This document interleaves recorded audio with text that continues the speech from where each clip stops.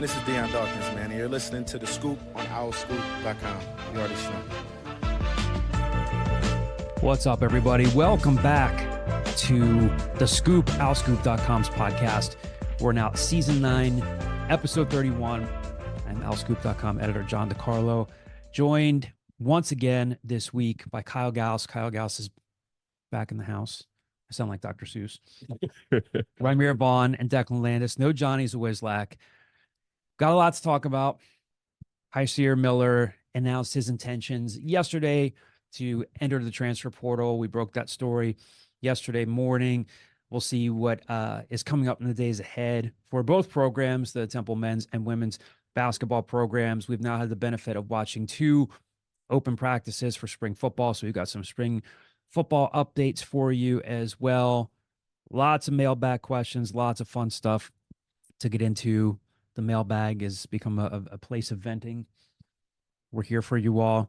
The Scoop, as always, is brought to you by Greenspan and Greenspan Injury Lawyers. If you've been injured while on the road or the highway and the crash was someone else's fault, the insurance company is not going to be on your side. You need us, Temple Law grads, who will fight hard to get the compensation that you deserve.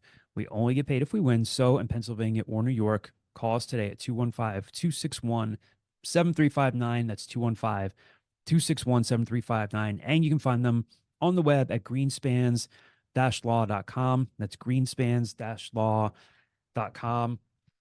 Kyle, I'm going to ask you, because you typically say that you don't listen to the Scoop when you're not on the Scoop. So are you at all aware that we have new intro music now? No. What's their new intro music? You're at least smiling. I thought you were going to say, whoa. This was done without my. I mean, fairness. Like, if this is a breach of my contract. My contract does say that I have final creative sign off on everything Scoop related. So this is a breach of my contract. When was this contract drawn up? You were in a, let's just say, Malibu fueled blur haze. And I got you to sign a lifetime contract for me. Last week? People might start the question, like, what does Kyle do for Al Scoop anymore? Does Kyle still do these things? Why is Kyle still employed? Lifetime contract. So here we are. Wait, can you tell them again what Meg said about me in Malibu? What was her line? My wife, when she first met you and you ordered like a Malibu or you were drinking like Malibu and Coke or something, she's great. In fairness, this is a little telling about my wife as like a 22-year-old as well. At the time, she was like, I didn't know people mixed that. I thought people just drank Malibu. Like, that's what I thought that drink had. Yeah. I put it in the group chat for you if you want to listen to it. Yeah. We have a group chat. Yes, we do. You just responded to it earlier. Anyway, yes, we have new intro music. Like I said, it no longer sounds like a ripoff of a U2 guitar riff. I think Kyle is listening to it in real time right now. He looks confused. Is this real? Yeah, that's real. Yeah. Before I say what I'm about to say, did anybody is this like somebody made this? Like, did you go into like a MIDI thing and you make this? Or is it just free use music? It's like free use. Yeah, you bought it. Okay. I think we should take advantage of things that become public domain because they've been in the ether for 100 years. So, like Mickey Mouse became public domain because he's been around for 100 years. There has to be good music from 1924 that could also now be used in the Scoop. We'll be sponsored by Ovaltine. Let's go. That was brought to you by. I'll just say during the Great Depression. Let's not be married to that music is what I'll say. Wow. We're workshopping things. If anybody has better ideas or an idea that they want to run through the creative director of the OurScoop.com enterprise, please let me know. Perfect. Yes. If anybody has intro music, any aspiring bands out there who are looking to you mentioned you said Creed. that unjokingly once 7 years ago. You're like, hey, if your band wants to create the Al Scoop music, as if somebody's like, guys, we have our big break. I know we've been putting things together. NXS comes calling. They're like, John, we saw the tweet. Okay, we know you're a big fan. We want to do you this favor. Well, they need a new lead vocalist, so I don't know. Rymir Vaughn, new lead singer of NXS. I haven't sang in years. Well, there's always dust off the vocal cords. Dust off the vocal cords and replace Michael Hutchins. You got to be better than JD Fortune, the guy that they had in the reality show. So you'll be all right. we've explored a world of possibilities now. This season 9, episode 31 of The Scoop. Cool. All right, Okay. I think in keeping with the spirit of gently phasing out the famous numbers, we'll do maybe a couple more weeks of famous number, whatever is up, whatever's on deck, and then on or around this date, which is pretty much on this date. Well, yeah. So famous number 31s. I forgot his name. How about Jamal Lewis? Oh, that's a good one. Help me Jamal win a Lewis. lot. Help me win a Mr. fantasy 2000. football championship. Reggie Miller. Oh my God! You need to look at your phone for Reggie. Greg Miller. Maddox. Greg Maddox. Arguably, Arguably, not even arguably, one of the greatest pitchers of all time. he's the greatest pitcher of his generation for sure. Yeah. A goalkeeper that died in a car crash. Pelly Lindbergh. Yes. Ramir, you had a famous number 31 last week, and it was a week premature. Wilbur Montgomery. Wilbert Montgomery. If you want to buy a Subaru, Honda, Accord, Hyundai, there's dealerships around here with this guy's name on it. Oh, Mike Piazza? Mike Piazza. Oh, Piazza Auto Group. Piazza Auto Group. Go. That was a good one. That was a good one. Jalen Mills. Jalen Mills. Who else are you trying to look up, Declan? I'm looking at on or Legion around of the Boom. state. Who? Legion of Boom. Cam Chancellor. Oh, man. Dog. It's a pretty good list. Yep. Good list. All right, so Declan, on this date, Yes. Thank you so much for joining us for this week's installment of On This Date. In 2005, we're going to start on a pretty somber note, depending on who Jeez. you are, actually. Real quick, are you doing this as like a mix of trivia again, or is it just You want to do trivia? We could do a little bit of both. Why not? Wait, are we doing like 2005. today or the day that this will air? Oh, I didn't even think about that. We should probably do the day that this aired. Hold on. How quickly can you get this edited? It's, pretty quick. You guys fill the time here. So it's not going to be April 2nd. We're going April 3rd now. That's a bummer. There were some good things that happened on April Well, 2nd. you could do a little bit of both. The invasion of the Falkland Islands. Around this date. It's true. Yeah, that's that exactly. As Ramir said, it's on or around this date. Could That's be April true. 2nd. Could be April 3rd. Yeah. Unfortunately, I'm already on the next the next webpage. So Unfortunately, April 2nd is left in the collective dust. yes. All right, so Declan, on this date, On this date, 1961, famous actor, did a lot of good work in the 80s and 90s, carried over a little bit into the 2000s, made a all-time family movie in the 2000s, I believe. Born in Brooklyn, New York. on April 3rd, 1961. Eddie Murphy.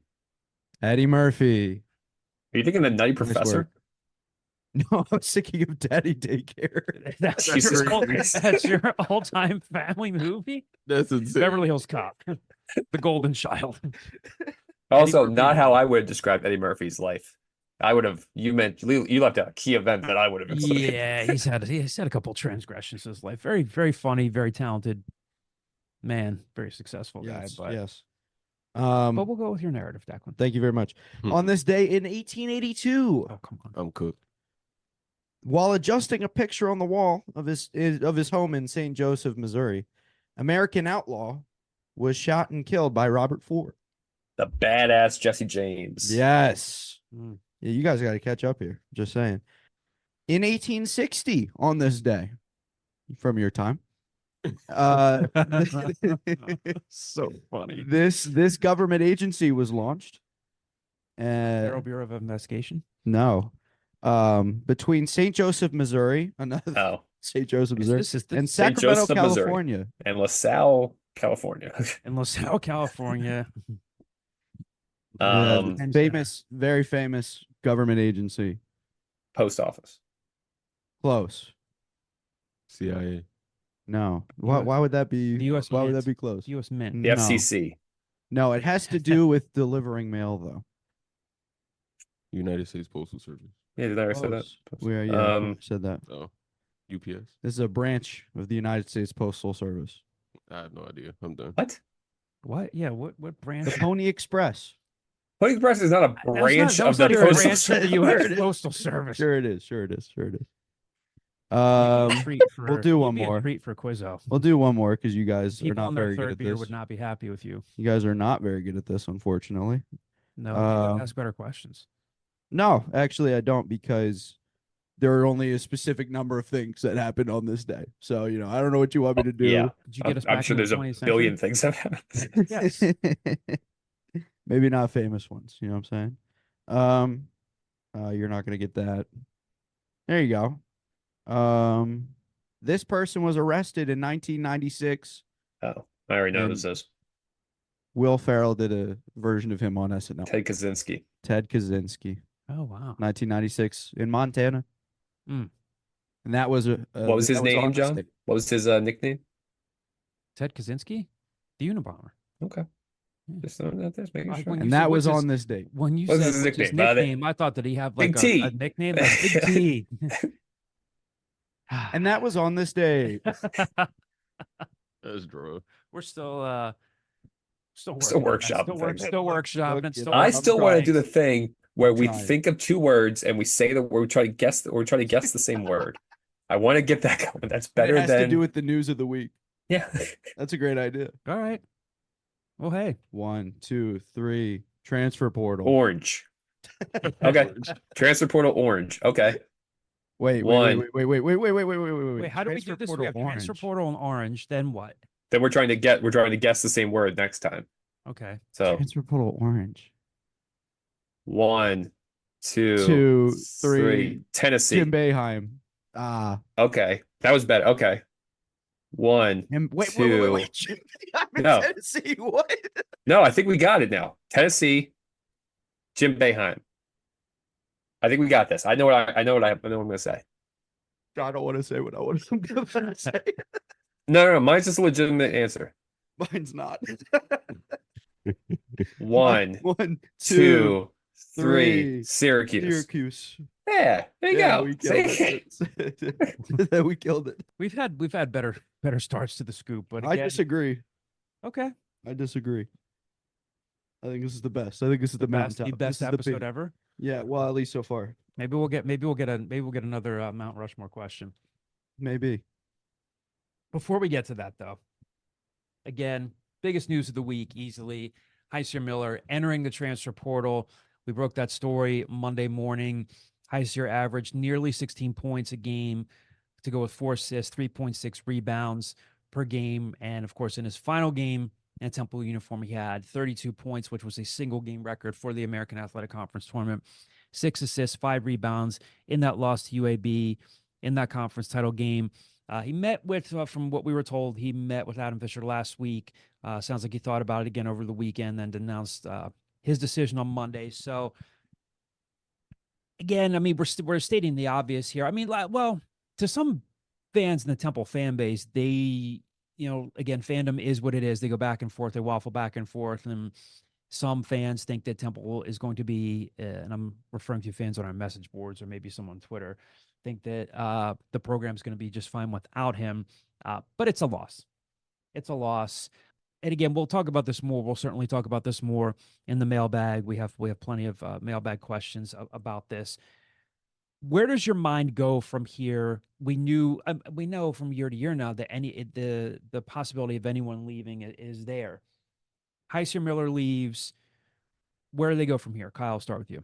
They go right to the transfer portal, right? Because I think as it became more and more evident throughout as this year progressed, I don't think they had a great ball handler on this team outside of Hysier Miller, which is why his usage rate was so high and he had to play so many minutes. So this isn't like 10, 15 years ago where you go, okay, starting point guard left, who's next up? Like just grinding through. Like in today's day and age, you just have to go into the portal and you got to find somebody. Unfortunately, point guard and big man are like the two thing that every team in the world is always looking for because they're the hardest positions to find for, recruit for, develop, and retain. But I think the name that's going to come to mind right away for people, and that's probably for a good reason, is Lindgren III from St. Joe's. Right. Obviously, a legacy name. His dad's one of the all-time greats here at Temple. His dad's on Adam Fisher's staff. The reports are that Lindgren III left St. Joe's because he wants the ball in his hand, and with Xavier Brown there, and then bringing in Derek Simpson today from Rutgers, like he wasn't going to have that ball in his hand. So Temple could definitely present that opportunity. But yeah, it's a loss. I mean, this time a year ago, we had Temple fans complaining, oh, I don't care that Damian Dunn is leaving because he was an infuriating player and blah, blah. And that was an all-conference level player that Temple fans were trying to convince themselves they weren't going to miss. I'm not putting Hysier Miller in the same level as Damian Dunn, because I think Dame Dunn was a very good player here at Temple, and Hysier maybe was just starting to get to that level towards the end with the conference tournament run. But yeah, it's a loss. He was a quality starter at the American level, and for a team that struggled for most of the year and got hot towards the end, but still finished under 500, they quality conference level starters don't grow on trees in this current program. So if you think that Hysier Miller was overused, or that he was playing out of position, or that he forced shots and was more volume scorer, that's fine, but it's definitely a loss. Yeah, bingo. And I mean, the biggest thing too is we've been saying that they need a scorer, and Hysier kind of turned into that in the conference tournament, like you mentioned, Kyle. But the fact that he kind of turned into that just meant that his stock skyrocketed in those final couple of weeks. So I would not be shocked to see him get some sort of massive deal somewhere because of how well he played. But yeah, I mean they hit the portal and they need to find a scorer, and that's the biggest takeaway right now, because that's all you can think of is now you got to keep the guys, like Jordan Riley, like Shane Dezonie, that also started to turn into that. You could kind of see Shane Dezonie start to handle the ball a little bit more toward the end of the year, to varying results. But you could see that as maybe a direction they go. You could see Lingrier the third as maybe a direction they go, but I think Hysier leaving just kind of confirms the direction they need to find, and that's somebody that can get you a bucket like Dame Dunn used to do, like can just go ISO if he has to and create his own shot. So that'll be interesting to see who they can get, but Lingrier the third is definitely a way to go. Well, they needed, I think we've been talking for a while about they needed another ball handler, even if Hysier Miller were staying. Now they really need a ball handler. Yeah. Ling could potentially be a fit. I think there's mutual interest there. I will tell you guys that we'll have a story. Maybe by the time the pod comes out, we will have a story for our subscribers at alscoop.com about potential transfer portal targets. And it's going to be a mix of our own reporting, sourcing, names that can potentially make sense. I think we have a good read on what's going on out there. Again, people tease me for saying this. Things are always fluid, but the story that you see, the names that are going to be there, it's well sourced. We'll see how this plays out. But again, even if Hysier was coming back, they needed another ball handler. You don't know what you have yet in Quante Berry. You might, if Quante Berry decides to stay, you might have a good developing point guard. He's quick, and you saw a little bit of what he could do on certain occasions. They don't win. I mean, it was a crazy game. A lot had to go right for him. They don't win that game against LaSalle early in the season without him, where they go into triple overtime. Everybody's in foul trouble, but they absolutely need another ball handler. Lynn might make sense. I think he only hit 14 threes all season, so he's not necessarily a prolific shooter, but he's confident getting to the rim. And if he wants the ball in his hands, as Kyle said, he or, a lot of guys would have the opportunity to do that here now. We're obviously going to talk a lot more basketball in the mailbag and answer some of your more pointed questions. Let's talk a little spring football as well. You can check out our story from Saturday's scrimmage. So there have been two scrimmages, two spring football scrimmages that have been available to the media in their entirety 2 Saturdays ago. Then this past Saturday, I tried to give everybody a pretty detailed breakdown of what we saw. Talked to Chris Wiesehan after that, talked to Eric King, talked to Kevin Terry, talked to Grayson Maines, the South Carolina transfer. Kevin Terry and Eric King, of course, were guys who redshirted last year. Kevin Terry played in one game. King did not. So we're going to have a little bit on the offensive line here for you. I know I told a couple of our subscribers that I would ask about Zay Baines. We hadn't seen him around in practice. So we are about an hour removed from talking today on Tuesday afternoon to Stan Drayton, Tyler Douglas, and Wisdom Corsi. I asked Stan Drayton about Zay Baines, and he said he's fine, but he needed to take some time off to get his academics in order. So he's still at the program, but that's why Zay Baines has not been out there. You can check out my story on Grayson Maines. He's in the mix at center, as is Wisdom Quarshi. So one of my bigger takeaways from this past weekend, and it's kind of an obvious one, and again, talk about this more in the mailbag as well, is Chris Wiesehan seems just a little happier, a little bit smiling a little bit more. I mean, he has 11 guys that he thinks he can count on as guys being in the mix right now. I mean, like any of us are happier in our jobs if we have the resources to succeed. And obviously they have been beset by injuries, lack of talent. And, again, I don't want to give away the whole story, but if you look at what I wrote on Saturday, Kevin Terry seeing some, again, we'll put this caveat in there. they really say like there's no depth chart right now, and they are factoring guys in with reps, first team, second team, third team. But Kevin Terry seeing a lot of snaps at left left tackle with what looks like late March first team. Eric King has been in there. Grayson Maines has been in there at center. Wisdom Quarshie will be in the mix as well. James Faminu at right tackle. And there are some guys that are healthier now. So I think Chris Wiesehan seems a little bit more encouraged by what he has because, again, Rich Rodriguez was in now the lineup with injuries. They've had a ton of injuries with Bryce Thoman and guys like that. So we talked to Chris at the end of practice on Saturday, and this is a little bit about what he said about what he's seen from the offensive line so far and about Kevin Terry, he's been high on for a while, a guy from Florida, and about his footwork, about him putting on some weight, and just about what he's seen from the offensive line so far. You're going to rotate a lot of guys in, snapping the ball. Grayson's been in there. Anybody look good at center so far? Yeah, Grayson's done a nice job. Chris Smith has done a nice job. Wisdom's done a nice job. I got some guys waiting in the wings when they get back into practice that will do that as well. But, pre-practice, everybody does that. So we're always developing that position, right? We never want to get caught without, that ability. No different in baseball. You always want to develop pitchers. You always want to develop snappers in football. What about Kevin more specifically at left tackle? His footwork, his hands, what have you seen from him? He's a really phenomenal, unique athlete. We just got to put the weight on him. Mm-hmm.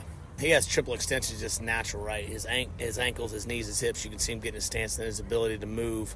He's a really good processor. He just needs more reps. He's a bright young man. When you say you got to get more weight on him, is like you have like an ideal, 5-10 pounds, like something like that? Well, he came at 240. He's now 280. So now he's got his next guy. It's the next Shabazz Ahmed. It's the next Matt Hennessy. Those kids that came in at 250, they all had to grow. You look at Luke. Luke was a 254-pound kid when we signed him, and now he's 290. And I think Melvin Ciani's up to 303. He was 269 when he stepped on campus. So those are the guys we're going to get. Those are the guys we're going to develop, and they have to believe in that process. And then when it comes to Kevin Terry, a guy who has put on some weight, obviously looking to improve his footwork, his hands, a guy that very legitimately could potentially start at left tackle. Again, those of you who know this program know that any of the starting jobs are far from being settled. Chris Wiesehan talks about, just like Jeff Stoutland does with the Eagles, position flexibility. You're going to hear that a lot. These position battles are far from being determined in terms of starters. But again, some more talent, some more flexibility here. Here's Kevin Terry answering a couple of my questions from Saturday just about like where he feels he's improved and what's been going on with him at spring ball.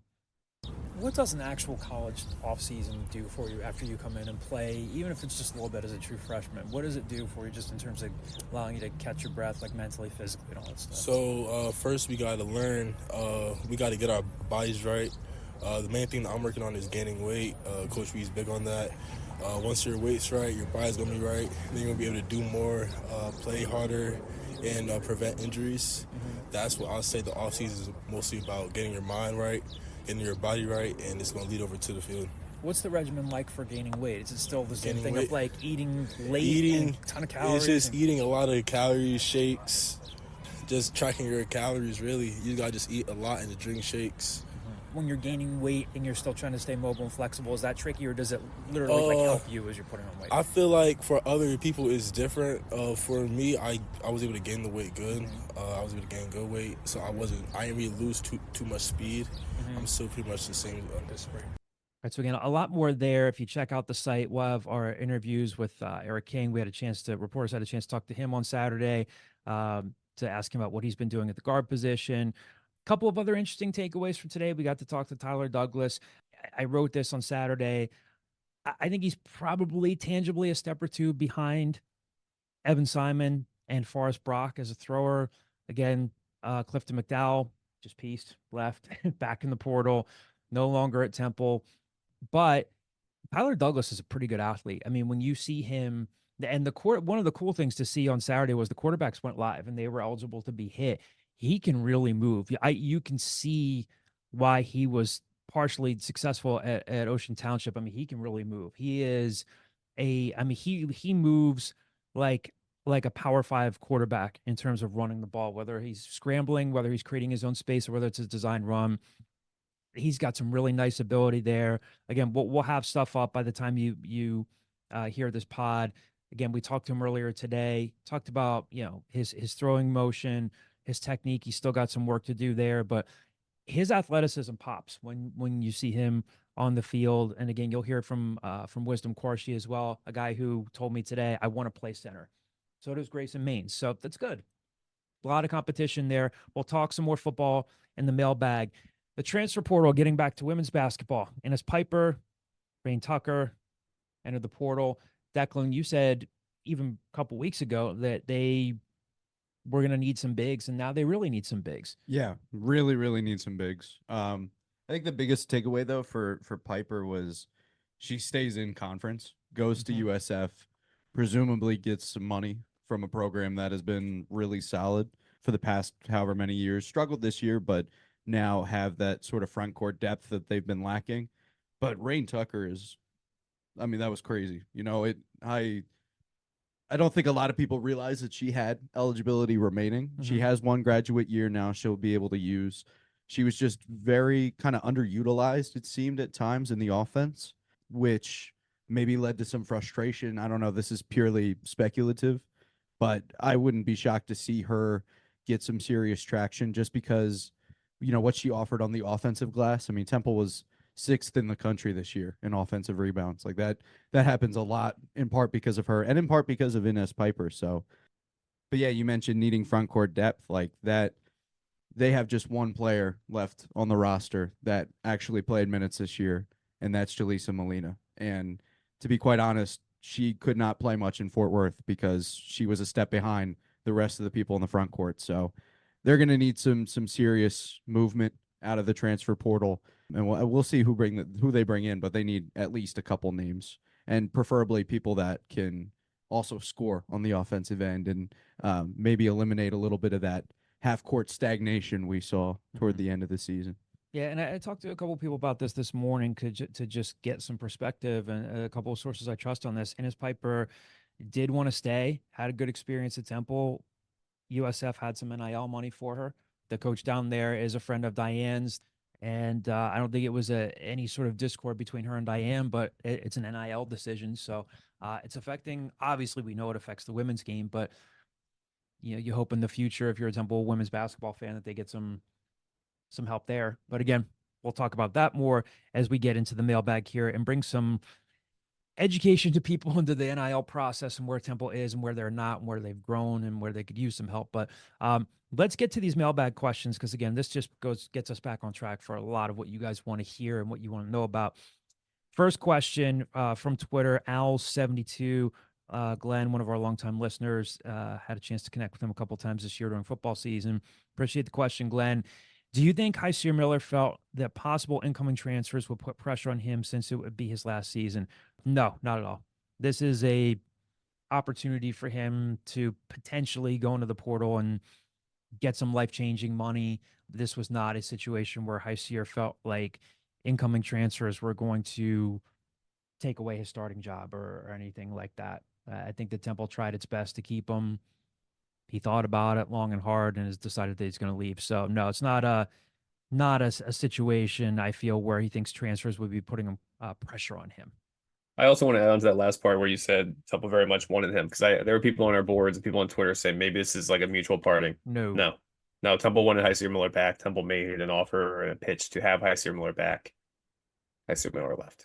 Well, and to be honest, why wouldn't they, right? Like you saw it on the court. Right. He was such a big part, not only of that run, but just like in the locker room. Like he became such a presence this year for them. So I don't know. It would be crazy for them not to want him back, and he's going to be a valuable asset somewhere else. Yeah, and we talked about this before too, multiple times. Look at what happens when other things go right around him. When guys are just doing little extra things, diving for loose balls, communicating better, switching on defense, getting out in transition, it helps his game. Again, they didn't win, but again, we've talked obviously at length about how remarkable of a run that was. And yes, at the end of the day, they lost to a much better UAB team that went on to win the league and win the tournament there. But 32 points in the last game, he looked like the player that the staff and the previous staff was hoping for him to be. But yes, as Kyle said, rightfully so. No, this was not like, we think we can go out and spend monopoly money in the portal and we can get whoever we want. It's time for you to go. This is not a mutual parting of ways.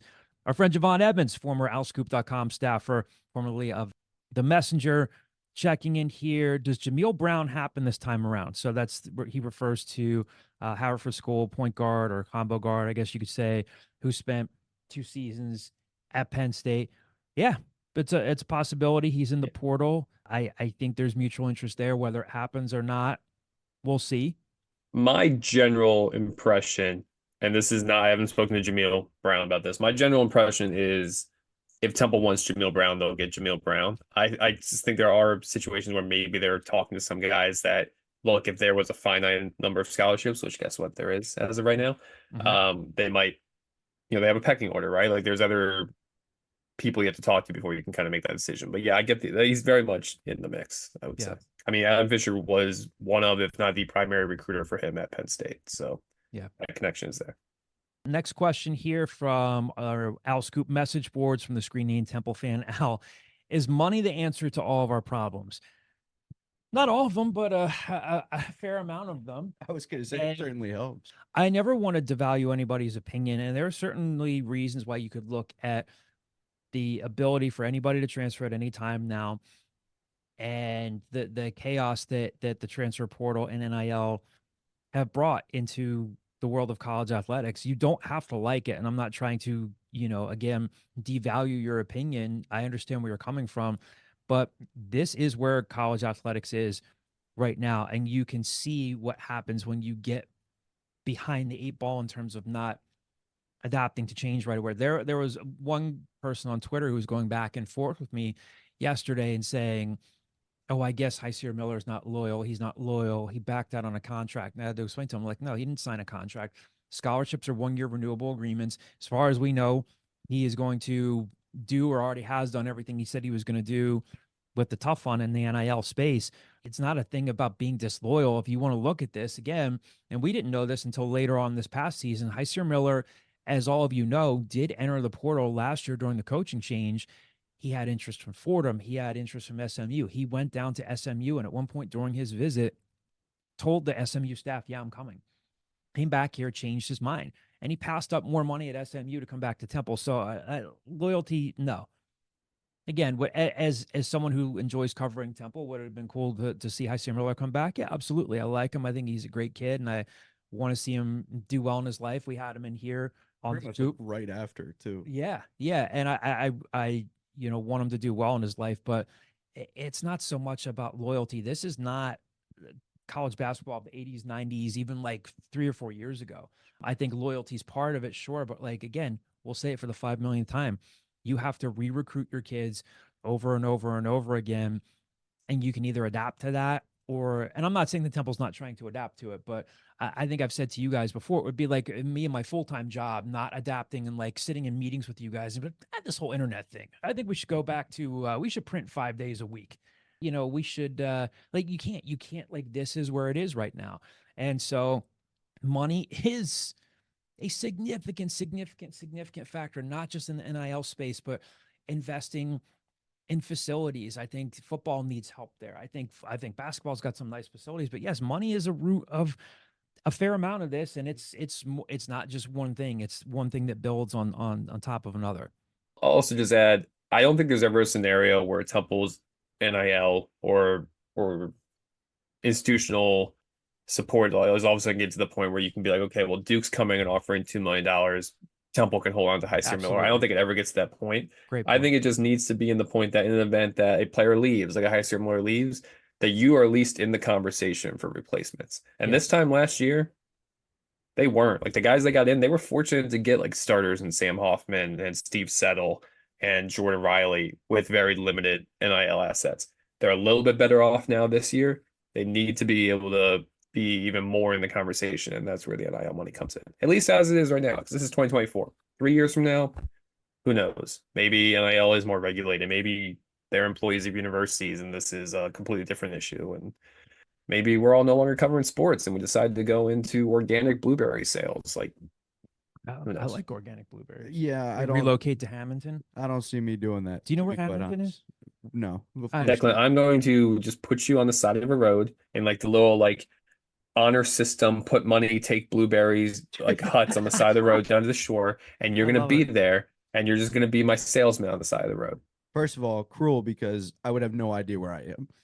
Why do you need to know where you are? You're on the side of the road. That's where you are. I'm sorry. Is your job to wander around and give directions? No, your job is to sell my blueberries. Sell me this blueberry. Sell me this pen and this blueberry. I will add though, it just kind of feels like there are always varying stages to a rebuild, right? The first one is creating a product worth investing in. And I think Fisher and the staff did that this year. And now it's time for the fans to invest in what they saw. And we saw that with how the Tough Fun kind of blew up in the end of that conference tournament run. But yeah, of course, money is the answer to competing, like you mentioned, Kyle. I've talked about this 100 times on here, but when we talked to Arthur Johnson in the fall about NIL and how Temple was keeping up, he mentioned their goal is just to compete within the conference, which, you know, is good and all, but they're slowly making strides toward that. And until they do, it's going to be, yeah, money solves it. Money at least helps. You know, you've got a coach you can invest time and effort into. Now you got to invest something else. Arthur also talks a lot about using NIL for retention, and I just saw 3 big names under the portal in the last 48 hours. So yeah. maybe Temple's NIL needs to catch up with retention as well. Exactly. Yep. Exactly. Yep. Next question here, also from the message boards from the Hick is the screen name, another longtime subscriber. Can we expect or anticipate any more defections? Can we expect or anticipate any impending player acquisitions?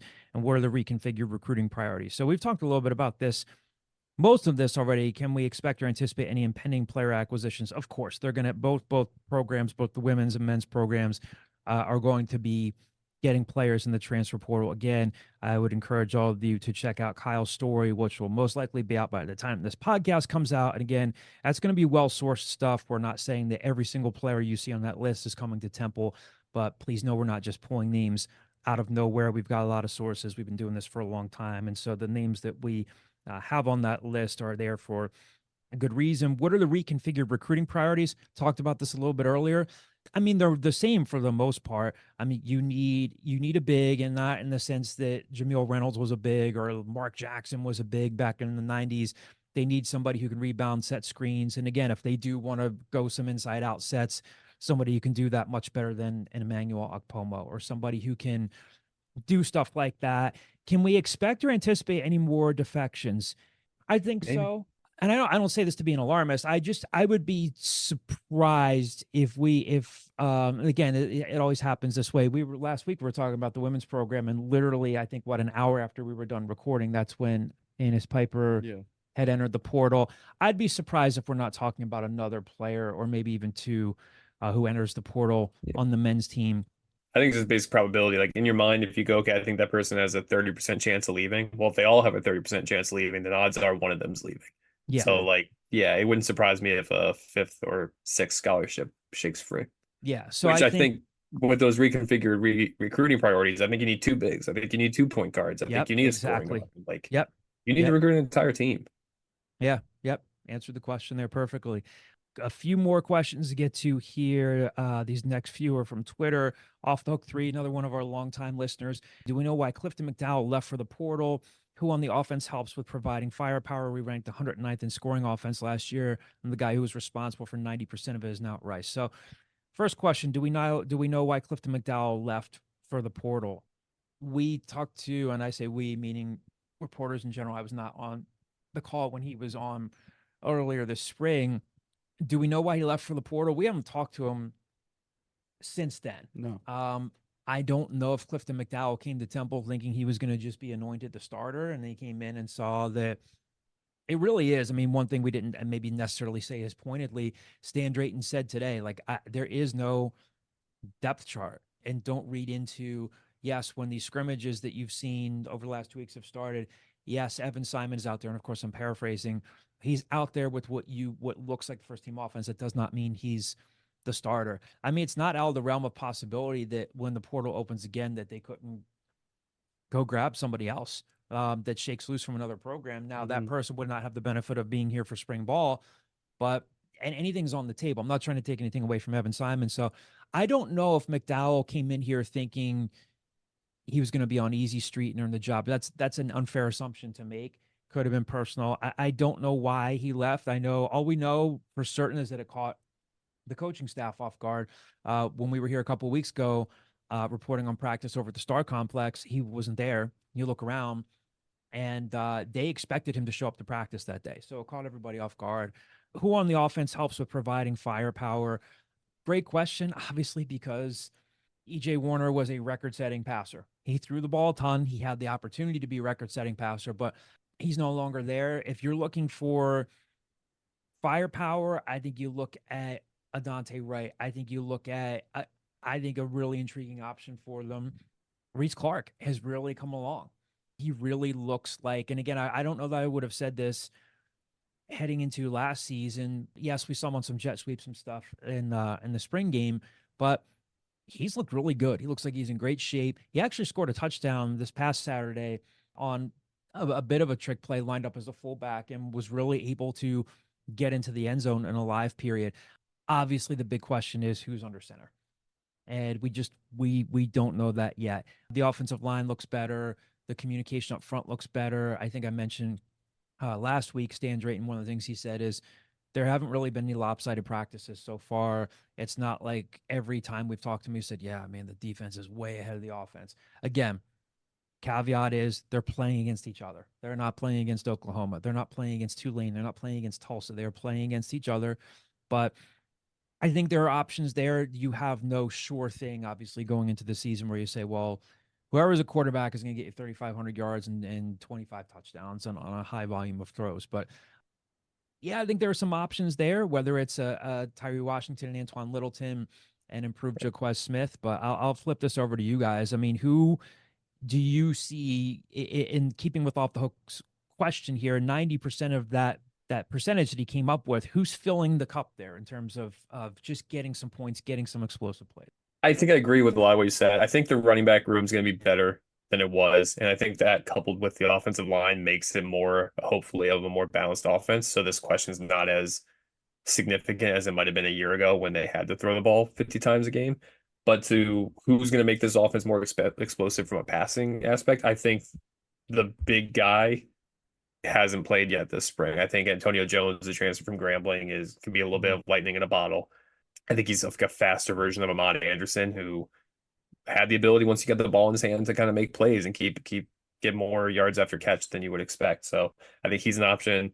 I think Tyler Stewart, who Stan Drayton mentioned today, coming in from high school from Georgia, is a potential option. But I'm just expecting this offense to be not necessarily better because, I think it is hard to replace a prolific passer like that, but just more balanced and maybe not as reliant on those quick, hey, I'm going to throw the ball 9 times this drives. So I would hope on that. To answer the initial question, I'm sorry, not to backtrack too much about Clifton McDowell leaving. I don't necessarily fault him, to be honest. If you think that, hey, look, I'm even if I'm neck and neck with Evan Simon, and it sounds like Forrest Brock's a lot better than he was last year. Even if I am neck and neck with these guys, I can't roll the dice, have this go into the fall, lose that competition, and the next thing you know, and not that these are the exact same scenarios, but next thing you know, I'm Anthony Russo of Michigan State, where my last year of eligibility, I'm just sitting on the bench. That helps nobody, especially somebody that's looking to progress in their career. So if you think there's any chance, or if you thought the probability was you weren't going to start, then let's not waste anybody's time and let me get into the portal sooner than later, so that way I can hopefully find a spot where I can put more film out there. Agreed. I wrote an article a couple weeks ago for the Temple News about I legit thought McDowell had a shot at competing for that number 1 spot. Just watching his film, he was a really physical quarterback, able to go into contact, see contact. He would have helped the running game, I felt like, and provide a little more balanced attack. So it was surprising, but you're right. If he thought for whatever reason he wasn't going to be able to get that spot, then why stay? Why not take a chance somewhere else? So even if he thought hey, I'm the favorite, but it's a 65-35. You never know. They have a relationship with Forrest Brock, or they recruited Evan Simon initially out of high school, Danny Langsdorff did for Colorado. Even if you think there's a chance that you're not going to get that job, it's not worth the risk. So I'm going to go find some place where I can go start right away. Especially in this climate where everybody's looking for a quarterback. Everybody's looking for somebody that they can compete with at every level. So it makes all the sense in the world. But getting back to the other question, I'm interested to see what Landon Morris does. I mean, we saw with Yeah, another great DMR point. and Jordan Smith, like they like a good physical tight end that can Yeah. go over the middle. And he's been with the team for a year, so that'll be fun to see what he can do. And of John Adams maybe could be interesting. I mean, he really showed up Be a great in the middle story. half of the season before he got hurt. Yeah, great story like you mentioned too, but he could play. So it'll be interesting to see how he pairs with some of the more speedy guys, maybe in an outside role, but we'll see. I I mean, think we said last week too that like he's been in uniform, but they're still ramping him up. But he looks, right. I mean, he looks good. I mean, I literally guess last week over the Star Complex. I mean, we're standing mere feet from him. He was in uniform, wasn't out there, but his spirits are up. Like he's not Yeah. limping. I mean, he's coming off a broken leg. I mean, Right. coming off a fairly serious injury, but Right. there's no reason to think, barring any setbacks, that he won't be fully ready for preseason camp. Mhm. And there's a guy, again, it happens at Temple, happens all over the place. Walk-ons can contribute. I mean, he was a very good track athlete at Deptford High School, just over the bridge in South Jersey. So I think Kyle put it perfectly. You don't just automatically say, okay, they're going to be better because they just will be with DJ Warner gone, but there's a chance that they could be a lot more balanced. And I think if we're sitting here in by November or December later on this year and talking about them winning a 6th or 7th game to become bowl eligible, I think that's going to be one of the big reasons why they are.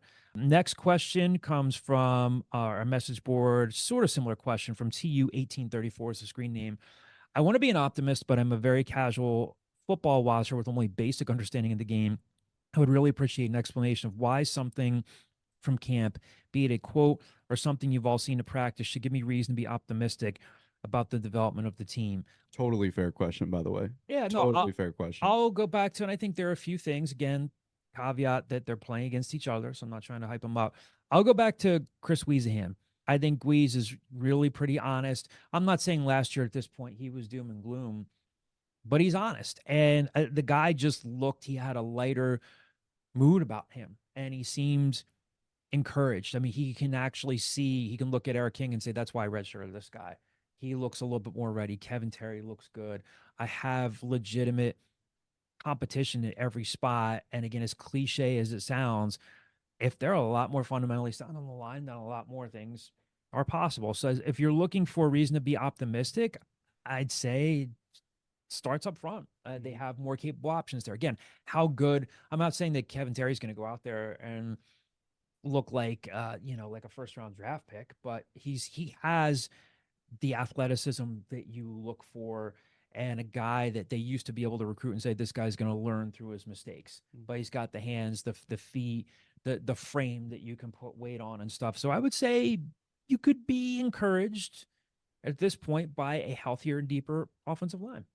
Yeah, because the biggest thing out of camp last year was how improved the offensive line was.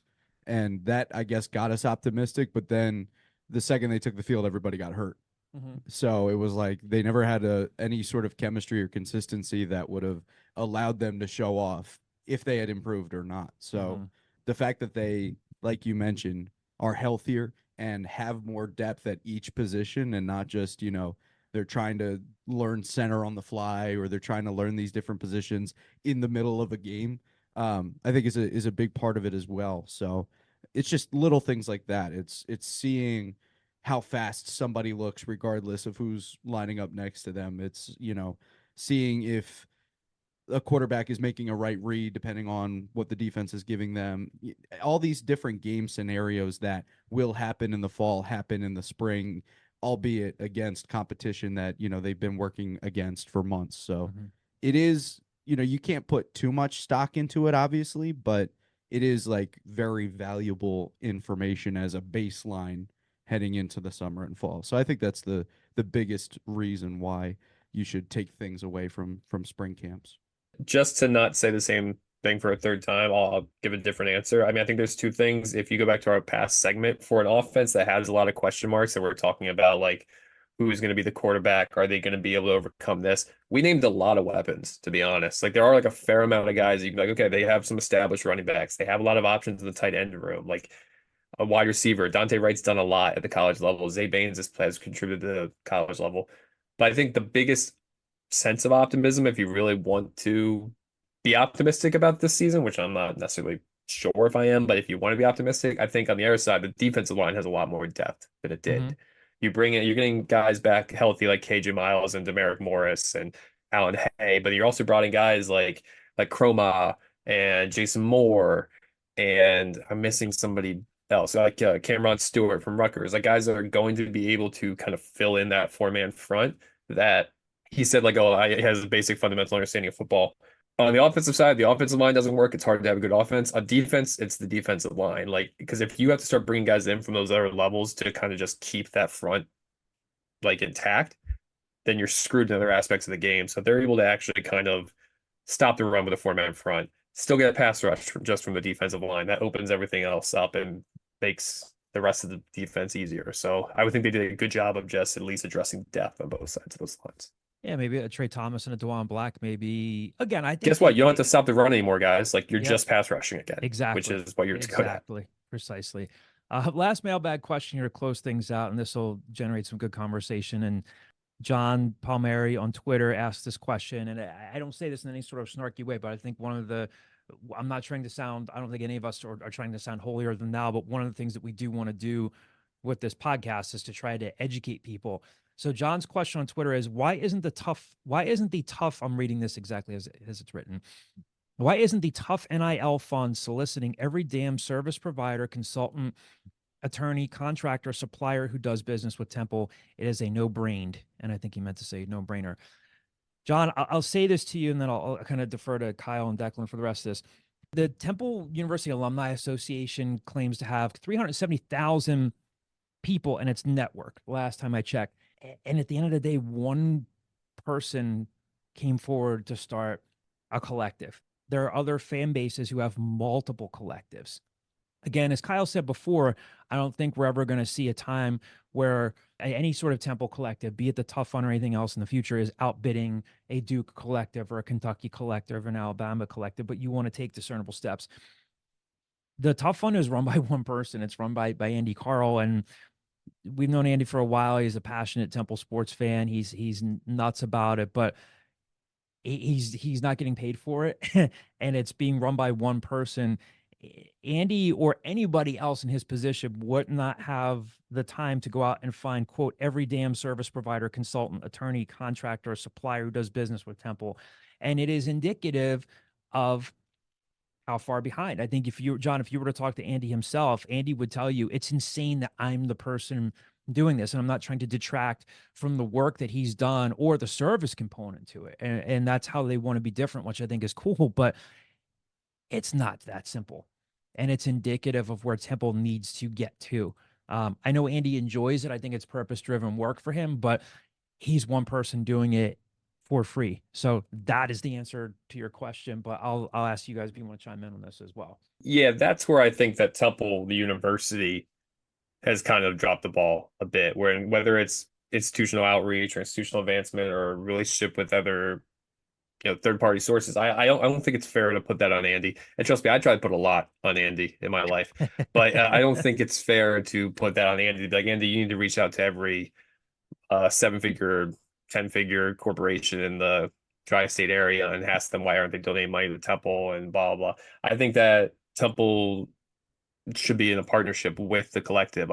Temple can't do everything with NIL, but it can definitely steer people towards the Tough Fun. You, as a subscriber, listener, supporter of Temple Athletics, can direct people to the Tough Fun. People that have connections with other companies. Hey, maybe we want to start getting charitable donations out there. Maybe we want to start utilizing student athletes to promote our brand. Can direct people to the Tough Fun. And the fact that, quite frankly, it's been Andy Carl and a handful of other people that have felt the need to represent their university and go out there and solicit donations and talk to pretty much anybody that wants to talk to them about it and give these presentations to people that want to know more about NIL as volunteers, as uncompensated volunteers, is great for them, but it should be a larger operation. I think Andy would be the first one to tell you that. So comments like this, I don't know if they come from a place of legitimate, like, hey, why aren't they doing this? Like, I think if you asked Andy what his number one complaint about being an NIL collective operator would be, is that he gets frustrated when people think that he doesn't think of these things. Because like, yeah, if it was as simple as just like checking a box or sending an email to money@comcast.com, then like, yeah, Andy would send that email, right? But it's not that easy. It's more meetings and more conversations, and there's only 168 hours in a week, and Andy doesn't have the bandwidth to do that all. So if you have any great ideas or great leads, John Palmieri, please contact Andy. Yeah, I mean, we kind of talked about it a little bit earlier, but I think one of the biggest things that happened for the Tough Fun since its inception was that run in the conference tournament where people were like, hey, for every point or, for every win, I'm going to donate X amount of money. And they tweeted about it and they got people excited and people started engaging and like learning what the Tough Fun was. And whoever runs the Twitter account, you guys probably know I don't, for the Tough Fun was like, commenting under people's tweets, and like Kevin Nagandi posted it, and they got however many impressions that they reached, but it got people to think about the Tough Fun, and it got people to see what the Tough Fun does, and that's the easiest way to do it is visibility and getting it. What? Breaking news. Oh, I thought I was saying something wrong. Jahlil White has entered the transfer portal. That's insane. Wow. Oh wow, now I got to brief that. Did he just announce it? It's verbal commits as it. Well, and to close things out here, and as Kyle was about to say, we called this about 40 minutes ago. We said that we'd be mildly surprised if by the time we were recording with you guys next week that there wouldn't be more transfer portal news. And just as we're about to end this week's episode of the Scoop, Verbal Commits has just reported that Jahlil White has entered the transfer portal. So the roster continues to take shape. When we talked earlier that, hey, there's guys that you think there's 30, 40, 50% chance they were going to leave, he 100% was one of those people. Like it was, kept hearing that it was up in the air, that he was thinking about it, and here it is. I mean, he's a guy that honestly I was a little surprised to enter the portal last year to at least see what was out there when there was the whole regime change. So, yeah. So there you have it. Hysier Miller and Jahlil White. Wow. Now in the transfer portal. Wow. Live on the Scoop. Yeah. How neat is that? Breaking news. Yep. That's nice. Ramir had to step away to do some work and is now back to close out the episode. I mean, do we want to flesh that out more? Like what type of loss is this for Temple? Yeah. Well, I think this is a big one too. And again, I think most of you would agree with this. When he is healthy, obviously, you just lost your most capable rebounder, and you lost a guy who had some upside. I mean, I think we can say that, from the time he was in high school, I mean, he had the meniscus injury. He's had shoulder soreness. He's had shoulder issues. And of course, he injured and re-injured the ring finger on his right shooting hand. I don't think that Jahlil White was ever going to become a 40% shooter from three. But yeah, this is a loss. Now you have to go find a guy similar to him. Again, any coach would love a guy with size and length who's 6'7", 6'8", and who could maybe step out and hit a shot. But yeah, you just lost probably your best on-ball defender Easily. So yeah, this is a loss for them. Whose time might be calling right now. With the recent departures, people are still saying, Zion Stanford, you might have a massive role next year. When you kind of like forecast rosters and you go, okay, how's Zion getting the starting lineup, or how's Jahlil getting the starting lineup? I think Zion might have the path to 30-some minutes a game next year, the way things are shaping up. And he kind of earned it, I think, in Fort Worth. Like, he looked really good. And I know he had struggled for most of conference play, but it only takes a couple games to really figure out what you're doing, right? So maybe that was a sign that he is ready to take on that kind of load. Is that what they say? Is it only takes a couple games to figure out what you're doing in basketball? I always say it, so. Okay. Who are these day people? That's the late, great Chuck Newman used to say in our sports writing class when I was in college 2,000 years ago. Who are these day people? Yeah. That's what they say. Them. People much smarter than me. I'll give Zion his credit. Again, he was getting, I think all these guys in the roster were getting some hard coaching, and Adam Fisher, I'm sure, curtailed part of what he would say to Zion when he would talk to reporters. But he said, yeah, you need to work harder, rebound better. But yeah, he looked like a more comfortable, more intense player. I mean, he has that stop and go touch that showed itself a little bit more. So I think Kyle's on point. You see, I think he was going to have a larger role, but now, as Kyle said, now he really, really has a chance to really have a much more of a role that they need. But yeah, I think this is this is a loss for him. Huge loss. I mean, it really is. It'll be interesting to see who they bring in to fill that role. I mean, yeah, your mind, at least my mind, instantly goes to what does that mean for Dylan Battie now? A little bit. Well, again, I think Dylan Battie, Aiden Tobias, and I think Dylan even more so than Aiden.